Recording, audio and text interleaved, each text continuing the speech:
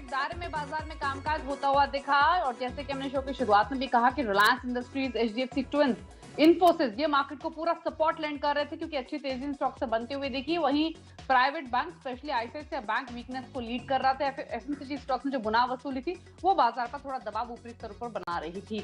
लेकिन आज के सेशन के अगर आप रेंज देखेंगे तो सबसे पहले निफ्टी की बात करें तो 160 अंकों के दायरे में आज कारोबार होता हुआ दिखा। सेंसेक्स ने 566 अंकों के दायरे में कारोबार किया और निफ्टी बैंक ने 678 अंकों के दायरे में। एडवांस डिक्लाइन रेशियो अगर आप देखेंगे तो आज मिला जुला रेशियो था। निफ्टी के हालांकि 36 स्टॉक्स थे जो कि गिरकर बंद हुए, 14 स्टॉक्स बढ़कर बंद हुए हैं। सेंसेक्स में भी गिरने वाले स्टॉक्स की संख्या ज्यादा रही, 21 स्टॉक्स थे जो कि गिरकर बंद हुए, वहीं 9 शेयर्स ऐसे जो कि बढ़कर बंद हुए हैं। निफ्टी बैंक के भी जो 12 कॉन्स्टिट्यूएंट्स हैं उसमें से 9 कॉन्स्टिट्यूएंट्स गिरे हैं, वहीं बढ़ने वाले स्टॉक्स की संख्या 3 रही है।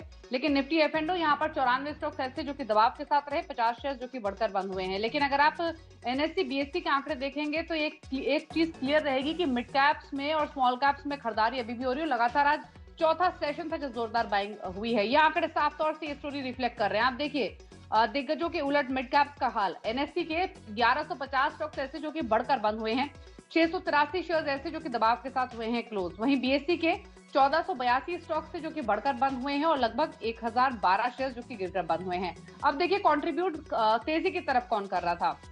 एचडीएफसी बैंक की ओर से 36 अंकों का पॉजिटिव कंट्रीब्यूशन, इन्फोसिस की ओर से 22 अंकों का पॉजिटिव कंट्रीब्यूशन, एचडीएफसी और रिलायंस की ओर से 15 से 19 अंकों का पॉजिटिव कंट्रीब्यूशन रहा। जो स्टॉक्स नीचे ड्रैग कर रहे थे उसमें आईसीआईसीआई बैंक जो कि 3.5% गिरकर बंद हुआ, नेगेटिव न्यूज फ्लो भी रहा, 21 अंक गिरा, 21 पॉइंट का कंट्रीब्यूशन इसने नेगेटिव साइड पर किया। आईटीसी ने 20 अंकों का नेगेटिव कंट्रीब्यूशन किया, एक्सिस बैंक ने 12 अंकों का और एचयूएल ने 8 अंकों कंट्रीब्यूशन आज के सेशन में किया है। तो ये दिग्गजों का हाल था। लेकिन मिड कैप्स में एक बार फिर से हमने देखा कि जो छोटी छोटी पॉकेट्स थी, कुछ चुनिंदा auto ancillary stocks, paper shares, chemical shares, यहाँ पर अच्छी बाइंग होती हुई देखी और सीएनबीसी आवाज पर जो मिड कैप स्टॉक्स पर आपको खरीदारी की सलाह मिली वहां भी अच्छा पैसा आज के सेशन में बना है। लेकिन चलिए सभी जानकारों को शामिल करते हैं।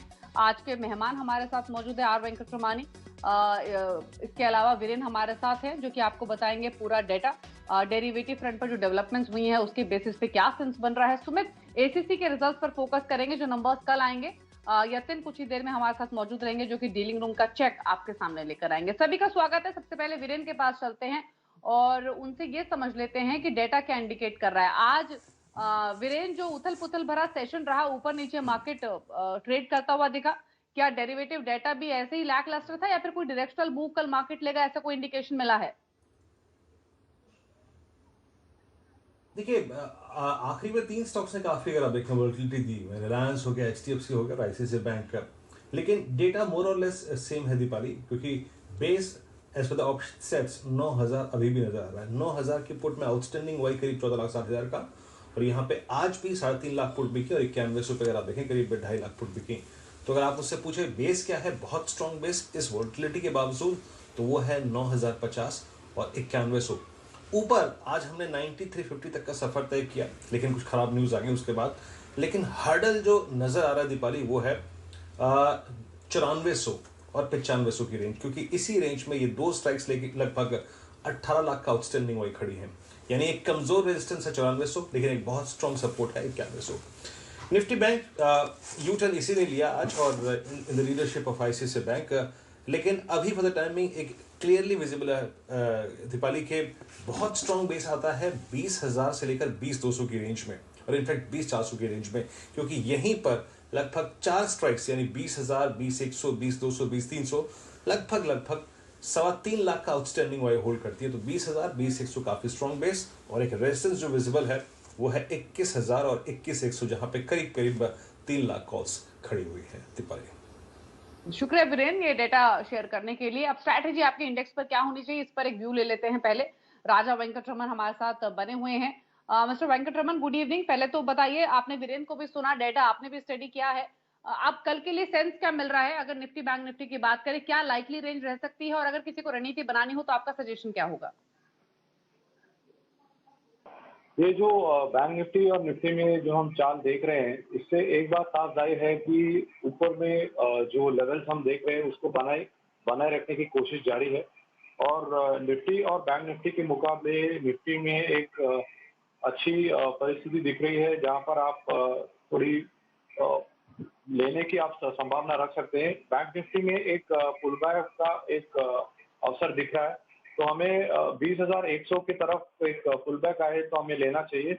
और निफ्टी में अब भी एक बुलिश माहौल है, तो हमें निफ्टी में बाई करने की एक संकेत रखता हूं मैं। और 9,300 के ऊपर निफ्टी जाने पर मैं निफ्टी में लेन करना चाहूंगा। तो निफ्टी और बैंक निफ्टी के बीच कल एक रेंज होगा 9,400 ऊपरी स्तर पर और नीचे के स्तर पर 9,200। तो ये स्तर होगा निफ्टी के लिए, और बैंक निफ्टी के लिए होगा 20,100 से लेकर 20,600। ठीक है, तो रेंज दोनों इंडेक्स की क्या रह सकती है वो आपको सजेस्ट किया गया है, उसी के हिसाब से अगर आपको ट्रेड लेना चाहते हैं तो ले सकते हैं। लेकिन स्टॉक्स पे करते हैं फोकस, और जिन स्टॉक्स ने आज बाजार में जान भरी है उन स्टॉक में आज रहा। अब ये बताइए, आज तो इसमें 3.5% के आसपास की बढ़त रही है, उनके लिए क्या सजेशन होगा, क्या करना चाहिए उनको कल के सेशन में? अगर आप एचडीएफसी बैंक की चाल देखेंगे, इसमें अभी थोड़ी प्रेशर अभी भी मौजूद है और हायर लेवल्स पर इस पे बिकवाली दबाव आ रही है। तो जो भी रिजल्ट से पहले जो हमने रणनीति देखा हमने, तो वो रणनीति पे यहाँ पर एक मुनाफा वसूली देखने मिलेगा हमें। तो इसीलिए हमें अब जाकर एचडीएफसी बैंक में ट्रेडिंग नहीं करना चाहिए हमें, हालांकि जो यहाँ पर हम लेने की उम्मीद रख सकते हैं। तो कल चलकर इस पे आप मुनाफा वसूली कर लीजिए। लेकिन हाँ, कल अगर ये ऊपर खुले या फिर मोमेंटम कंटिन्यू हो तो प्रॉफिट्स आपको बुक करने हैं, यही सजेशन होगा। अच्छा, एक बैंक स्टॉक और जो कि एचडीएफसी बैंक के उलट चाल चल रहा, स्पेशली आखिर के आधे घंटे में, वो है आईसीआईसीआई बैंक का स्टॉक 3.5% गिरकर ये बंद हुआ। और खबरें यहाँ पर ये हैं, जो कि सीएनबीसी आवाज की एक्सक्लूसिव खबर भी है, कि 700 करोड़ से ज्यादा का घाटा। ये घाटा क्यों हो सकता है, क्या डिटेल पर तमाम पहलुओं को समझ आइए। एग्जैक्टली आईसीआईसीआई बैंक आपकी तो लगाया जा सकता है कि सिवियरिटी इस खबर। देखिए, आईसीआईसीआई बैंक ने सिंगापुर के ऑयल ट्रेडर को फाइनेंस किया था, कार्गो फाइनेंसिंग उसको बोलते हैं। तो जब इन्होंने कार्गो फाइनेंस किया था तो उसका रूल ये होता है कि कार्गो फाइनेंस किया था, उस कंपनी ने इनको धोखे में रखा, उन्होंने बहुत लॉस हो चुका है और साथ ही जानकारी पता चली, तो ये इस प्रोसेस में है कि शायद वो उस वेसल को इम्पाउंड कर पाएंगे। तो इससे इनको नुकसान ये होगा कि इन्होंने $100 मिलियन के आसपास का करीब फाइनेंसिंग को की थी, जो आज के एक्सचेंज रेट के हिसाब से करीब 750 करोड़ बैठता है। अब मामला खुला कैसे? पूरा खुला इसलिए कि जो कंपनी थी वहां की, जो कार्गो वाली कंपनी, ऑयल ट्रेडिंग की, सिंगापुर की सबसे बड़ी कंपनी है वो, उसने हाई और हमारे पास पैसे नहीं चुकाने के लिए, तब ये बात सामने निकल गई। उस एफिडेविट के अंदर उस सारे बैंकर्स का नाम लिखे, जिसमें आईसीआईसीआई बैंक का भी नाम है, जहाँ पे $10 करोड़ का इनको नुकसान हो सकता है। अब आने वाली तिमाही के नतीजों में पता लगेगा कि प्रोविजनिंग कर रहे हैं कि नहीं। करोड़ के आसपास का घाटा बैंक को हो सकता है। आज हमने 3.5% के आसपास की वीकनेस इस खबर के आने के बाद देखी। अब ये बताइए, क्योंकि खबर नेगेटिव है, 750 करोड़ का अमाउंट छोटा नहीं है, ऊपर से सेंटीमेंट ऑलरेडी मार्केट में अभी भी नेगेटिव बने हुए हैं, तो ऐसे में नीचे की तरफ लाइकली रेंज क्या रह सकती है, सपोर्ट आप कहाँ देख रहे हैं? कोई शॉर्टिंग की अपॉर्चुनिटी अभी भी है या फिर अवॉइड करेंगे कोई ट्रेड कल के लिए? नहीं, बिल्कुल ये न्यूज़ की टाइमिंग काफ़ी अच्छी है, और जो जगह पर एक सेलिंग प्रेशर आ रहा है, तो यहाँ पर जो मुनाफा वसूली देखेंगे हम और जो बिकवाली दबाव दिखने मिलेगी, यहाँ पर रेंज मिल रहा है 343 के रेंज पर आप उसे तक आप देख सकते हैं कि आपको एक टारगेट मिल सकता है कल के लिए। तो एक अच्छी तो शॉर्टिंग की यहाँ पर अपॉर्चुनिटी है आईसीआईसीआई बैंक में, और ये स्टॉक इन लेवल से भी नीचे जा सकता है। अच्छा, आपने भी कुछ स्टॉक्स आइडेंटिफाई किए हैं कल के लिए, वो क्या है? हाँ, तो मैं मार्केट की जो करंट परिस्थिति है उसके हिसाब से मैं एक बाय और एक सेल करना चाहूँगा। तो मेरा पहला रिकमेंडेशन होगा लॉन्ग के लिए, और मेरा जो पहला रिकमेंडेशन है बाय भारत फोर्ज में, क्योंकि भारत फोर्ज में हमने काफ़ी दिनों से देख रहे हैं कि एक वीक वाली दबाव थी, लेकिन स्टॉक एक रेंज के दौर से गुजरने के बाद एक अच्छी रेंज से निकला है आज। तो इसे मैं करंट लेवल्स पर बाय करना चाहूँगा, स्टॉप लॉस रखूंगा 285 पर, और टारगेट होगा मेरा 303। और दूसरी तरफ जो एक सेल करना चाहूँगा एक स्टॉक को, वो स्टॉक है इंडिगो। आज देखा हमने सवेरे गैप डाउन के बाद प्राइसेस काफ़ी नीचे चली गई, और उसके बावजूद मार्केट में जो भी हलचल आ रही थी, उसके बावजूद इंडिगो में जो बिकवाली दबाव बनी रही, इसकी वजह से मैं सेल करना चाहूँगा करंट लेवल्स पर। स्टॉप लॉस होगा 1020 और टारगेट होगा 970। ठीक है, तो ये स्टॉक्स आपको बताए गए हैं, 2 स्टॉक जहां पर आप पोजीशंस बना सकते हैं, पिडिलाइट और इन्फोएज, दोनों में बाय पोजीशंस बनाइए। पिडिलाइट में 1560 का टारगेट, 1440 का स्टॉप लॉस, और इन्फोएज में 2600 का टारगेट, 2280 का स्टॉप लॉस। लेकिन चलिए एसीसी पर फोकस करते हैं। दिग्गजों के हिसाब से कल रिजल्ट्स के नजरिए से दिन अहम है, और एसीसी के नंबर्स कैसे रह सकते हैं, रणनीति आपकी क्या होनी चाहिए रिजल्ट से पहले, इसको समझते हैं। सुमित के पास पहले चलते हैं और जान लेते हैं नंबर्स कैसे आ रहे हैं, क्या एक्सपेक्टेशंस है सुमित? देखिए एसीसी के केस में नंबर्स को आप मोरलेस फ्लैटिश ही मान के चलिए, बहुत ज़्यादा फायरवर्क की उम्मीद यहाँ पर ना लगाएं एसीसी के नंबर्स में, क्योंकि ये क्वार्टर इनके लिए बहुत पीक क्वार्टर होता है। आमतौर पे यहाँ पे अच्छे नंबर्स आते हैं इस क्वार्टर के अंदर, और डिमांड मॉनसून से पहले तेज़ मानी जाती है। लेकिन इस डिमांड की जब तेज़ी की उम्मीद लगाई जा रही है तभी लॉकडाउन देखने को मिला 10 दिन के आसपास का।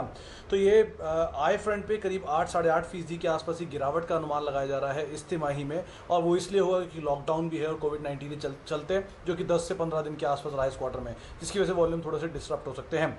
एबिटा फ्रंट पे करीब 2% के आसपास के सुधार देखने को मिल सकता है। उसकी वजह भी है जो कोकिंग कोल के प्राइसेस हैं वो टूटे हैं, जो इनके लिए एक मेजर इनपुट के तौर पे होता है, तो उसकी वजह से इनके मार्जिन थोड़े से बेहतर आते हुए दिखाई पड़ेंगे वाई बेसिस पर भी और सीक्वेंशियल बेसिस पर भी। साथ ही साथ तमाम सीमेंट कंपनियों ने प्राइस हाइक भी किया है, चाहे वो नॉर्थ की हो, सेंटर की हो, साउथ की हो। मेजर बेनिफिशियरी उसका नॉर्थ और सेंटर वाले रहेंगे, और एसीसी उनमें लाया करता है, तो एक अच्छा बेनिफिट प्राइस हाइक का भी रहेगा, जिसकी वजह से इनके रियलाइजेशन पर टन जो है वो इंप्रूव होकर आते हुए दिखाई पड़ेंगे। मार्जिन इंप्रूव होंगे, EBITDA इंप्रूव होगा, लेकिन मुनाफे में एक गिरावट वाई बेसिस पे रहेगी, क्योंकि एक हाई बेस है, करीब 40 करोड़ रुपए के आसपास, 40% के आसपास का डिक्लाइन रहेगा, क्योंकि पिछले साल इसी तिमाही में एक हाई बेस था। तिमाही आधार पर अगर देखेंगे तो मुनाफा जरूर बढ़ता हुआ दिखाई पड़ेगा, आपको 1 से 1.5% के आसपास का जंप मुनाफे में तिमाही आधार पर आता हुआ दिखाई पड़ेगा। मार्जिन मोरलेस फ्लैट रहेंगे, और वॉल्यूम जो कि सबसे क्रूशियल पार्ट है, करीब 6.6 मिलियन टन के आसपास आने का अनुमान है, जो पिछले साल करीब 7.5 मिलियन टन था, और पिछले तिमाही में करीब 8 मिलियन टन था। तो वॉल्यूम डेंट होगा, रियलाइजेशन की वजह से नंबर सीक्वेंशियली बेहतर होंगे, वाई बेसिस पे हाई बेस की वजह से थोड़ा प्रेशर में दिखाई पड़ेंगे, लेकिन ओवरऑल नंबर फ्लैट रहेंगे। शुक्रिया सुमित ये डिटेल्स बताने के लिए। तो जो डिटेल्स सुमित ने बताई हैं उसके मुताबिक नंबर्स मिले जुले रह सकते हैं, प्रॉफिटेबिलिटी इंपैक्ट हो सकती है, लेकिन बाकी पैरामीटर्स पर नंबर्स स्लाइटली बेटर रह सकते हैं। लेकिन इंपॉर्टेंट ये है कि सीमेंट कंपनीज के जो ऑपरेशंस हैं वो पार्शली शुरू हुए हैं, कंस्ट्रक्शन एक्टिविटीज अब पिक हो सकती है प्री मॉनसून, जो गवर्नमेंट प्रोजेक्ट्स हैं वहां पर कामकाज थोड़ा लाइकली है कि अब शुरू हो। तो अगर कंस्ट्रक्शन एक्टिविटीज बढ़ेंगी तो सीमेंट की डेफिनेटली डिमांड आएगी, और जैसे कि सुमित ने मेंशन भी किया कि प्राइस हाइक का ऑलरेडी एक इम्पैक्ट हम नंबर्स से भी देखेंगे, तो थोड़ा जो सिनेरियो है वो स्लाइटली पॉजिटिव अब हुआ है सीमेंट कंपनीज के लिए। लेकिन मिस्टर वेंकटरमन आप बताइए, नंबर्स से पहले कैसे ट्रेड लेना चाहिए? आपने नंबर्स तो सुने सुमित जैसे कि समझाए कैसे आ सकते हैं, आप चार्ट देखकर बताइए, और दोनों का मिक्स करके कि अब अगर खरीदना हो तो किस लेवल के ऊपर लेना चाहिए, बेचना हो तो क्या स्ट्रैटेजी हो, और किस रेंज के बीच में मोस्टली प्ले होता हुआ दिख सकता है? तो जब आप एसीसी की चार्ट देख रहे हैं और जब उसकी जो रिजल्ट एक्सपेक्ट कर रहे हैं, तो रिजल्ट्स के पहले एसीसी में एक बिकवाली दबाव दिख रही है। तो अगर इसकी रिजल्ट अच्छी आए तो यहाँ पर एक बिकवाली दबाव आने से एक अच्छा समर्थन बन सकता है 1130 से लेकर 1040 पर, अगर उस स्तर पर लेने की उम्मीद रख सकते हैं। तो जो इंट्राडे ट्रेडिंग करते हैं, ये जो रेंज है 1170 से लेकर 1140, वो रेंज यूज कर सकते हैं एक सेल शॉर्टिंग अपॉर्चुनिटी के लिए। अगर आपको लेना है एसीसी तो उसका 1190 पर एक काफी स्ट्रांग रेजिस्टेंस है, तो उसके ऊपर ही लेना उचित है, या अगर पुल बैक में लेना चाहेंगे तो 1140। तो आप समझ कर चल सकते हैं कल के लिए 1140 से लेकर 1190 का एक रेंज है, जहां पर एक सेलिंग प्रेशर आएगा और पुल बैक पे आप बाई कर सकते हैं। ठीक है, तो एसीसी के लिए आपको एक रेंज बताई गई है और उसी के हिसाब से आप स्ट्रैटेजी ले सकते हैं। तो नंबर्स देखने के बाद अच्छे हैं, अनुमान से खराब है या फिर बेटर है, उसके हिसाब से रणनीति बनाइए, लेकिन लेवल्स को जरूर ध्यान में रखिए जो कि बताए हैं आपको मिस्टर वेंकटरमन ने। चलिए इसी के साथ एक छोटे से ब्रेक के लिए रुक रहे हैं, लेकिन जब वापस लौटेंगे तो एक बहुत ही इंपॉर्टेंट खबर आपको बताएंगे, और ये जो खबर है वो शुगर कंपनियों से जुड़ी हुई है। एक्सक्लूसिव खबर सीएनबीसी आवाज के लक्ष्मण रॉय हमारे साथ बने रहेंगे एक ब्रेक के बाद।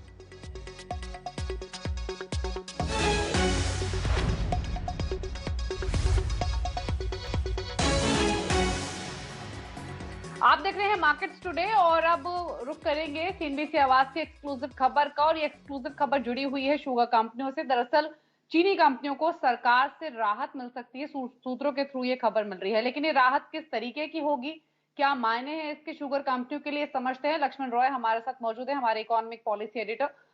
लक्ष्मण जी बताइए, क्या एक्सक्लूसिव खबर है आपके पास? मुताबिक सरकार अलग अलग तरीके से कोशिश कर रही है कि शुगर इंडस्ट्री को कैसे लिक्विडिटी सपोर्ट दिया जाए, यानी ज्यादा से ज्यादा नकदी मुहैया कराया जाए। इसको लेके दो तीन विकल्प हैं जिस पर सरकार विचार कर रही है। एक तो है कि सॉफ्ट लोन जो शुगर कंपनियों को मिलता है उसको 1 साल के लिए और आगे बढ़ा दिया जाए। दूसरा विकल्प है कि जो इनको अलग अलग सब्सिडी दी जाती है उसको समय पर पेमेंट किया जाए। आपको बता दूं कि इस बारे में जो इंडियन शुगर मिल एसोसिएशन है, शुगर इंडस्ट्रीज की बॉडी है, उन्होंने सरकार को एक सिफारिश सौंपी है। उसके तहत ये कहा है कि जो हमें सॉफ्ट लोन मिलता है उसको 1 साल के लिए बढ़ा दीजिए, क्योंकि उसकी मियाद इसी महीने खत्म हो रही है। इस सॉफ्ट लोन के तहत 7% सस्ते में उनको कर्ज मिल जाता है। इससे उनके पास करीब 7,500 करोड़ रुपए का अतिरिक्त नकदी आ जाएगी। दूसरा कि जो सरकार सब्सिडी देती है बफर स्टॉक के तौर पर, एक्सपोर्ट के तौर पर, इंटरेस्ट सबवेंशन के तौर पर, उसमें काफी देरी होती है। तो इंडस्ट्री ने डिमांड की है कि 8,000 करोड़ रुपए अतिरिक्त आवंटित कर दीजिए ताकि समय पर सब्सिडी का पेमेंट हो सके। तो सरकार इंडस्ट्री की इन मांग को विचार कर रही है और कोरोना वायरस की वजह से शुगर की डिमांड में जो कमी आई है, उनके पास जो नकदी की समस्या आई है, उसको दूर करने के लिए सरकार इसका कदम उठा सकती है, अंतिम फैसला ले सकती है। इससे किसानों को भी सरकार फायदा देख रही है ताकि उनको भी राहत पहुंचे। शुक्रिया लक्ष्मण, ये एक्सक्लूसिव खबर बताने के लिए। तो शुगर कंपनियों के लिए कल का दिन इंपॉर्टेंट रहेगा, या फिर ये कहें कि कल शुगर स्टॉक्स जोरदार एक्शन में रह सकते हैं इस खबर के मद्देनजर, क्योंकि खबर ही बहुत इंपॉर्टेंट है। सरकार नकदी मुहैया कराने के लिए कुछ जरूरी कदम उठा सकती है, जिसमें सॉफ्ट लोन की मियादी बढ़ाने पर विचार हो सकता है। और अगर शुगर स्टॉक्स की परफॉर्मेंस देखें भी मिस्टर वेंकटरमन, तो इस महीने की शुरुआत से हमने देखा था कि एक जोरदार मोमेंटम बना था। 5-6 सेशंस तक ये स्टॉक लगातार चले थे और उसके बाद थोड़ी प्रॉफिट बुकिंग हावी हुई है। अब डेफिनेटली कल एक्शन तेजी का रह सकता है इस खबर की वजह से। कोई एक स्टॉक जो कि आपको चार्ट्स पर बेहतर लग रहा है, जहां पर खरीदारी के बारे में सोचना चाहिए कल? हाँ, अगर आप स्टॉक्स में देखेंगे तो मुझे 2 स्टॉक अच्छे लग रहे हैं। एक है EID पैरी, जिसका भाव है 150 रुपए की। वो काफी एक हफ्ते की ट्रेडिंग सेशन से एक कंसोलिडेशन बना रही थी अराउंड 140 से लेकर 150 की रेंज पर। और आज ये जो न्यूज के पहले जो प्राइसेस में हमेशा आपको पहले दिख जाता है जो चार्ट, उसमें अच्छी नजर दिख रही है हमें। ऐसे एक शॉर्ट टर्म इन्वेस्टिंग तरह भी देख सकते हैं। इसका रणनीति हमें दिख रहा है 170 के आसपास। आप 170 का टारगेट रखकर 140 की स्टॉप लॉस रखकर इसे आप ले सकते हैं। दूसरा स्टॉक है आंध्रा शुगर, उसकी रेट है 213 और इस पर आप स्टॉप लॉस रख सकते हैं 200 रुपए का, और इस पर आप टारगेट की उम्मीद रख सकते हैं 245 की। तो ये 2 स्टॉक काफी अच्छी सेटअप है। उसमें मोमेंटम इंडिकेटर्स भी अच्छा लक्ष्य दिखा रहे हैं। तो हमें इसे 2 स्टॉक्स पर गौर करना चाहिए कल ये न्यूज के पीछे। ठीक है। तो 2 स्टॉक्स आपको बताया गया। एडी पेरी तो इनफैक्ट आज मोमेंटम में भी था, पॉजिटिव साइड पर खरीदारी का मूड बना हुआ था इस स्टॉक में। लेकिन चलिए अब यतन के पास चलते हैं। हर रोज वो बताते हैं आपको 3 स्टॉक्स जहां पर डीलिंग रूम में बस बना हुआ है खरीदारी या फिर बिकवाली की तरफ। बताइए यतन, आज कौन से 3 शेयर्स हैं? देखिए, सबसे पहले रिलायंस इंडस्ट्रीज पे ध्यान दीजिए। बहुत दिनों बाद ये 50 दिन के मूविंग एवरेज को क्रॉस करके यहाँ अच्छी खासी क्लोजिंग आई है। यहाँ डीलिंग रूम्स का मानना ये है कि जो टेक्निकल सेटअप है और जो अप्रैल सीरीज में ओपन इंटरेस्ट का एडिशन है लॉन्ग साइड पे, वहां से लगता है कि यहाँ से अच्छा खासा ट्रेडिंग अपसाइड आ सकता है। इसके अलावा जी लिमिटेड में भी काफी सारी छोटी छोटी डील्स हमने आज देखी थी, हो रही थी NSE BSE दोनों जगह पर। और डीलिंग रूम्स का मानना यह है कि यहाँ बहुत सारी जो सेलिंग थी वो खत्म होने जा रही है और यहाँ HNI का एक्शन भी काफी अच्छा है, तो यहाँ भी खरीदारी करने की राय है। और आखिर में PSU स्टॉक्स में BHEL और नैल्को, ये 2 स्टॉक्स में खरीदारी की राय है। खास करके नाल्को में जो अपने 50 दिन के मूविंग एवरेज के ऊपर है। आज वॉल्यूम्स भी अगर आप देखें तो 40 से 50% ज्यादा थे एक वीक के एवरेज से। और यहाँ CPSE ETF की जो रीबैलेंसिंग होनी है शॉर्ट टर्म में, वहां से भी एक ट्रिगर आ सकता है, ऐसा एनालिस्ट का मानना है। तो नैल्को में भी खरीदारी की राय है CPSE ETF की रीबैलेंसिंग के पहले। शुक्रिया यतिन ने डिटेल्स बताने के लिए। तो जो लास्ट स्टॉक यतिन ने बताया है नेल्को, इस पर एक राय ले लेते हैं। कैश मार्केट का नाल्को की ये बात कर रहे हैं, यहाँ पर एक अच्छा एक्शन में विद वॉल्यूम्स आज बनते हुए भी देखा था। इस पर अपनी राय दीजिए, क्या व्यू है? जिन्होंने खरीदा हुआ हो या फिर नई पोजीशंस बनानी हो तो क्या सजेशन होगा? हाँ, अगर आप नए पोजीशन बनाना चाहेंगे तो मैं सजेस्ट करूंगा कि आप 36 रुपए के ऊपर इस पर गौर कीजिए। 36 रुपये नहीं, सॉरी, 34.50 के ऊपर आप इस पर गौर कर सकते हैं, क्योंकि अब जो करंट मूव हम देख रहे हैं इसमें, इस पर एक प्रॉफिट बुकिंग की एक नजर आ रहा है हमें। तो इसे थोड़ी इधर यहाँ पर एक बिकवाली दबाव आ सकती है। तो अगर किसी को फ्रेश बाइंग करना है तो वो जो पुल बैक के ले सकते हैं अराउंड 3150 के लेवल्स पर। अगर एग्रेसिव ट्रेडर्स हैं और एग्रेसिव इन्वेस्टर्स हैं तो वो 3450 के ऊपर ले सकते हैं, वरना यहाँ पर एक प्रॉफिट बुकिंग की मुझे एक संकेत नजर आ रहा है। ठीक है, चलिए शुक्रिया मिस्टर वेंकटरमन ये स्टॉक्स पर अपने व्यूज बताने के लिए। तो कई स्टॉक्स पे आपको कल के लिए स्ट्रैटेजी मिली है जो खुद के पर्सनल ट्रेड्स हैं मिस्टर वेंकटरमन की ओर से, उसमें भारत फोर्ज बाय करने की सलाह है, इंडिगो में सेल कीजिए। तो ये 2 स्टॉक्स हैं, बाकी शेयर्स पर भी उन्होंने अपना व्यू दिया है। लेकिन चलिए इसी के साथ मार्केट टुडे को समेटने का वक्त हुआ है, लेकिन खबरों पर लगातार अपडेट के लिए CNBC आवाज से आप जुड़े रहिए ट्विटर, फेसबुक और यूट्यूब के जरिए। नमस्कार।